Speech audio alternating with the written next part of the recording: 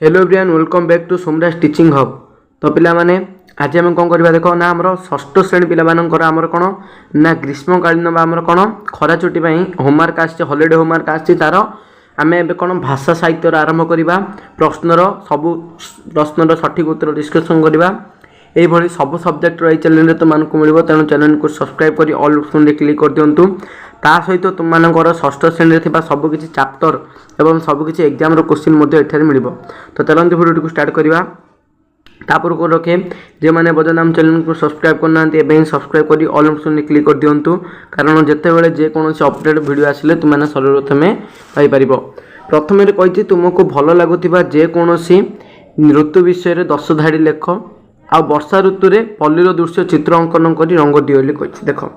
प्रथम आम कौन करिया ना आमर देख आम भल लगुवा ऋतु देख गोटे नहीं बसंत ऋतु नहीं तुमने चाहिए आउ कौन ऋतु नहीं पार मुझे तुमको बसंत ऋतु देती बाकी आमर जो वर्षा ऋतु रहा ग्रीष्म ऋतु रहा शीत ऋतु रहा ए तीन टाक तुमको टेलीग्राम चैनल मिल जाव समस्त जॉइन हो जाओ। तो देख प्रथम तुमने लिखिपर ऋतुचक्र आवर्तन में धरापृष्ठ गोटिक पर गोटे ऋतु ओह्ल आसी यथा ग्रीष्म वर्षा शरत हेमंत शीत और बसंत यही ऋतु मान मध्य मत बसंत ऋतु भल लगे जे ग्रीष्म ऋतु लिखा ग्रीष्म ऋतु लिखिपर समस्त पक्षर ऋतुराज बसंत अपूर्व राजकीयता नहीं आसी था। ऋतुराज बसंतर आगमन में पृथ्वी पृष्ठ खेली था सौंदर्यर अपूर्व लहरी दक्षिण दिगरु सुलुसुलिया पवन बहे फाल्गुन और चैत्र मास हो बसंत ऋतुर समय यही ऋतुरे गछ मानकर नुआ पत्र जन्मे चतुर्दिग सबुज देखा जाए। यही ऋतुरे दोल जात्रा शिवरात्रि रामनवमी भली उत्सव पालन हुए। यही ऋतुरे अशोक चंपा कांचन आंब बौल आदि फूल फुटी थाए। यही ऋतुरे आंब आत कमला बैगण भेंडी पोटल आदि प्रचुर परिमाण में मिलता है कही तुम्हें मैंने चाहिए आउ जब कौन ऋतु लिखा चाहो कमेंट कर कौन ऋतु तुमको सबकि टेलीग्राम चैनल में अपडेट मिल जाए। देख आम जब चित्र अंकन करवा देख गोटे चित्र नहीं मुझे वर्षा ऋतु पल्लीर दृश्य देख यहाँ गोटे पल्लीग्राम जन वर्षा झीटी कौन ना छता धरिकी वर्षा जाऊँगी बर्तमान आम कौन देखी आमर पुणी अच्छी गुरुकुल शिक्षा विषय किसी लिखापी देख गुरुकुल शिक्षा कहले प्राचीन भारतीय शिक्षा व्यवस्था को बुझाई थाए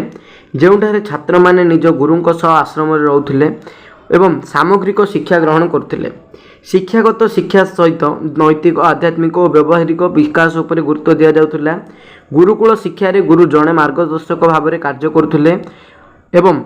छात्रों मध्य घनिष्ठ संपर्क रोला। छात्र माने शिक्षा सह विभिन्न धंदामूलक कार्य करुले गुरुंक विभिन्न कार्य साहाय्य करते ज्ञान मुख्यतः मौखिक आलोचना माध्यम प्रसारित होता। गणित विज्ञान साहित्य दर्शन कला एवं अन्यान्य विषय सहित छात्र मानक विभिन्न धंदामूलक विषय शिक्षा दि जाउथिला हैला एटा तुम माने लिखिपर। वर्तमान आम जो देखा आम परवर्ती प्रश्न कौन थी देखा जो देख परवर्ती कही देख तुम अंचल जेकोसी गोटे लोकगीत संग्रह कर लिख कही आउ किसी अक्षर देती आपको नहीं शब्द तैयारी कर कही देन कही तुमको भल लगुता गप बहीटे पढ़ी से कौन शिखल लेख कही देख आम जो देखा प्रथम देख लोकगीत देखा आम जो देख लोकगीत देख आम गोटे नहीं यहाँ आम समस्ते पिला बेले जानी जे धोर भाइया धो जो क्यारी रे गहल मांडिया से क्यारी रे सो आम माउसी आम पिउसी निद दे जाऊथा पान बिड़ी गुआ पेड़ी पेड़ी पेड़ी बटुआ पुरे खा यहीटा आम गोटे लिखिपर जे चाहूँ यहाँ लिखिपर कि आउ जे चाहूँ कौन लिखिपर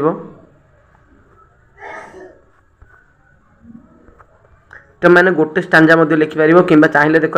पूरा पूरी लिखी दोहर बाया दो देख गीतटा को पुणी लिखी निद दे जा है धोर बाया धो गौल मांडिया धान क्यारी से क्यारी सो पुणे बारे मेघ बरसिला टुपुर टुपुर पानी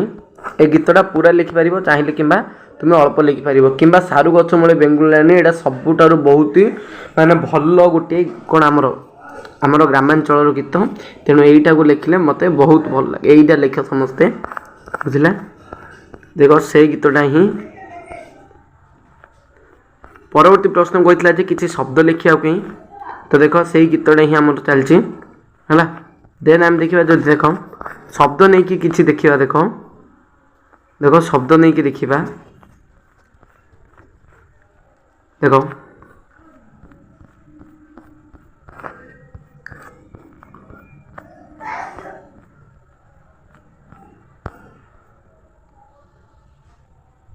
तो देख शब्द देखिपार शब्द आम लिखी देख गोटे लिखी समर दर नीर मगर सभ्य गध धर निर्जीव भग बस अर्क अमर ये शब्द लिखीचे। परवर्ती आमर कौन कही शेष प्रश्न कही देख शेष प्रश्न कही तुमको भल लगुवा गपटे पढ़ी से तुम कौन शिखल लेख देख ये मुझ निज मुतामक गोटे गप नहीं तुम मैंने निज मुतामक नियो मुझे गपटा लिखी बोली तुम मैंने गप लिखनी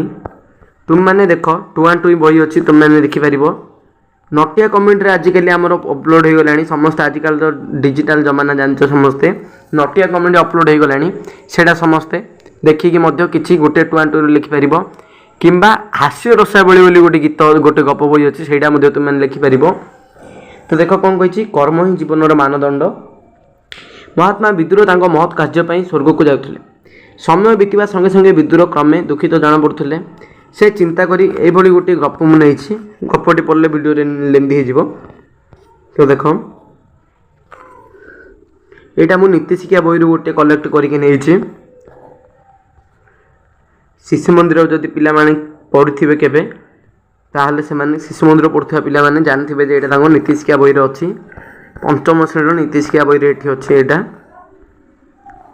ए गपटी।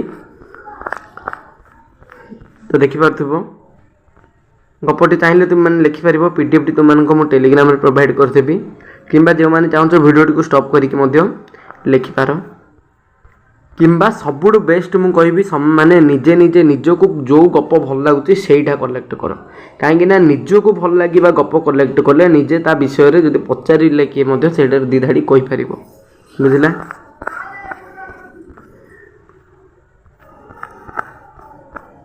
तो आज वीडियो एतिकी थिला देखा परवर्ती वीडियो रे थैंक यू टू ऑल।